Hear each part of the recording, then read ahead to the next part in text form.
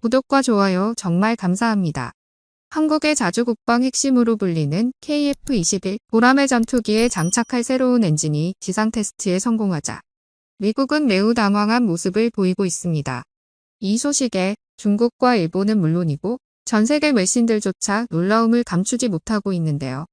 차세대 전투기를 자국의 힘으로 개발하는 건 물론이고 전투기의 핵심이라고 불리는 엔진까지 자국의 기술력으로 개발하는 건 전 세계 극소수의 기술 강국들만이 가능한 일이기 때문입니다. 우리 개발진들이 테스트 과정들을 세계에 공개하면서 외신들은 한국형 국산 엔진에 주목하며 굉장히 놀라워하는 반응을 보이고 있습니다. 외신들의 평가를 대략 요약하자면 한국의 자국산 엔진은 현재 개발이 진행 중이라 성공 여부는 아직 알 수 없지만 그들이 KF-21 개발 때 보여준 열정이라면 시간이 걸리더라도 충분히 가능할 것으로 평가하고 있습니다. 반면 미국에서는 전투기의 기체 결함이 또 발생하여 미국제 전투기 도입국들의 신뢰감을 잃어가고 있는데요. 한국의 개발 소식과 맞물린 악재 소식은 미국의 방산 시장을 더욱 얼어붙게 하고 있습니다. 세계적으로 뛰어난 스텔스 성능으로 인정받고 있지만 잦은 기술 결함으로 인해 도입국들 사이에서 혹평을 받고 있는 F-35B 전투기가 수직 이륙 후 착륙을 시도하는 중에 작동이 멈추는 사태가 발생했습니다. 미국산 F-35는 대표적인 단발 엔진 기체라 비행 중 일어났다면 대형 사고로 이어질 뻔했는데요. 단발 엔진으로 운영되는 전투기는 쌍발인 전투기보다 비교적 가격이 저렴하고 정비 시 엔진을 하나만 관리하면 되므로 정비 시간과 비용이 적다는 장점이 있습니다. 또한 단발은 쌍발과 비교하면 당연히 무게의 비중이 덜합니다.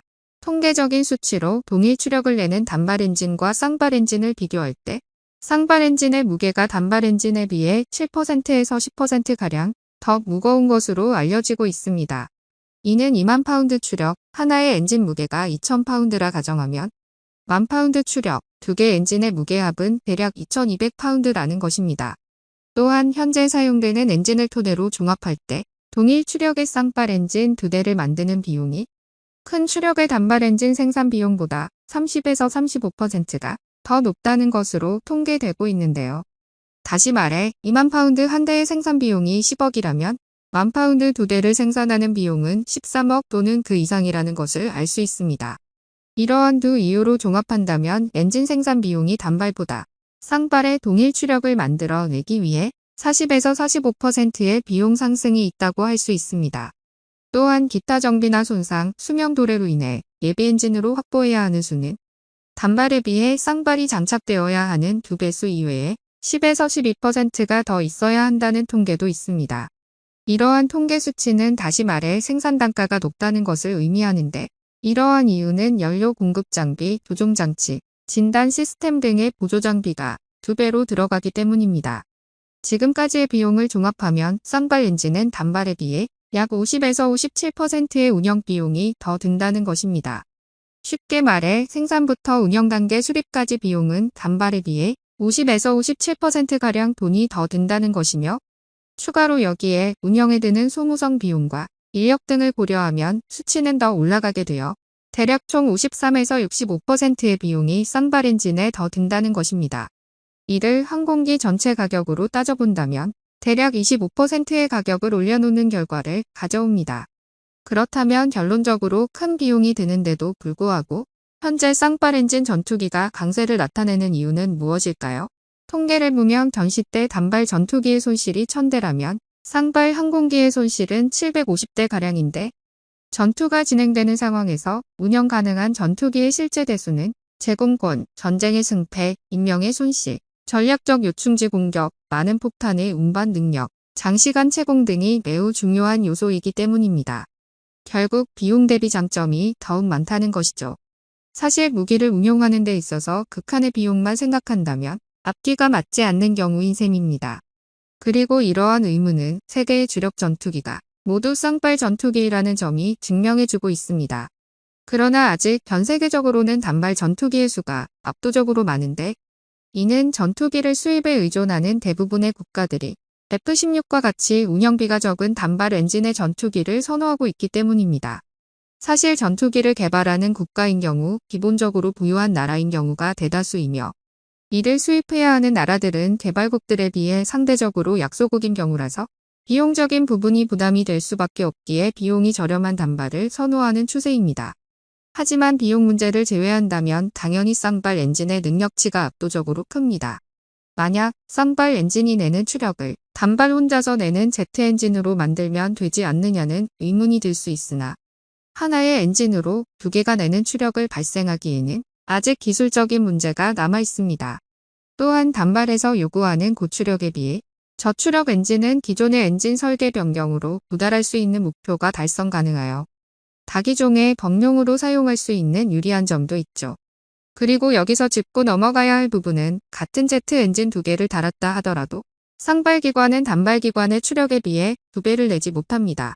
이는 엔진 두 대로 인해 발생하는 공기역학적 저항과 기계적 손실 때문입니다.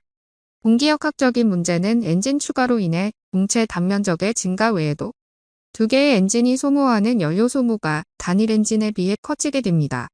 이에 필요한 항속거리를 얻기 위해선 동체의 연료 탑재량을 증가시켜야 하는데 여기서 오는 동체 면적 증가와 이에 따른 무게 증가가 큰 요소로 차지하고 있습니다. 이는 크게 40%까지 추력 손실을 보게 되는데 예를 들어 단발 엔진으로 10,000파운드가 요구되는 추력을 쌍발 엔진을 장착할 경우에는 7,000파운드 엔진 두 개를 달아야 동일 추력이 발생한다는 것입니다. 즉, 두 엔진의 합은 14,000파운드이나 공기역학적인 손실과 기계적인 손실로 4,000파운드의 손실을 보게 된다는 것이죠. 하지만 앞에 이야기한 여러 가지 이유와 안전성을 이유로 본다면 단연 쌍발이 우세할 수밖에는 없습니다. 실제로 미 해군에서 함재기로 F-18을 선택한 가장 큰 이유는 항공모함에서 쌍발 엔진이 가지는 여러 안전성을 가장 큰 고려 대상으로 보았기 때문입니다. 단발 엔진은 장시간 채공이 불가능하기에 만약 연료 문제로 기체가 바다에 추락한다면 회수도 문제지만 내륙에서와 달리 바다에 빠진 조종사를 빨리 찾지 못하게 되면 저체온증으로 사망할 수도 있고 조류로 인해 정확한 위치 확인이 힘들어 구조에 어려움이 있기에 모든 것을 고려한다면 당연히 함재기로는 쌍발이 유리할 수밖에 없는 위치에 있습니다. 이러한 여러 가지 이유를 종합해서 우리 KF-21 보람에도 쌍발 엔진으로 개발되었으며 이번에 공개한 국산 엔진을 탑재할 날을 손꼽아 기다리고 있습니다. 이와는 반대로 미국에서는 F-35B가 수직으로 착륙하는 도중 땅바닥으로 꼬꾸라지는 영상이 언론에 공개된 이후 미국의 F-35B 전투기에 대한 인식과 신뢰성이 바닥을 치고 있는데요. 일부 군 전문가들은 F-35B를 도입하기 위해서 미국의 눈치를 봐야만 했던 국가들이 돌연 한국의 KF-21 보람회에 러브콜을 보내고 있다고 이야기하고 있습니다. 앞으로 한국의 기술 수준은 높은 도약과 엄청난 파급 효과를 기대할 수 있으며 국내 항공엔진 산업의 육성과 전문 인력 양성, 인프라 구축의 근간이 될 것입니다. 여러분의 생각은 어떠신가요? 댓글로 남겨주세요. 오늘 영상은 여기까지입니다. 끝까지 시청해주셔서 감사합니다.